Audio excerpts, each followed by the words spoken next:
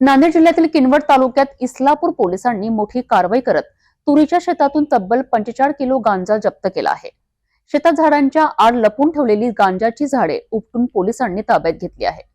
नांदेडच्या किनवट तालुक्यातील शिवनी आणि झळकवाडी दरम्यान जंगलालगतच्या तुरीच्या शेतीत इस्लामपूर पोलिसांना गुप्त माहितीच्या आधारे मोठा साठा सापडलाय। तुरीच्या झाडांमध्ये मुद्दाम लपवून ठेवलेली 40 ते 45 किलो पर्यंतची गांजाची झाडे पोलिसांनी तात्काळ उपटून जप्त केली।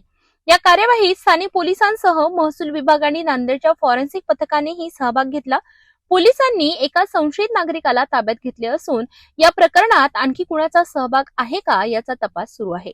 या धाडीत हिमायतनगरचे पोलीस निरीक्षक अमोल भगत, इस्लामपूरचे सहाय्यक पोलीस निरीक्षक उमेश भोसले तसेच अनेक पोलीस कर्मचारी सामील होते।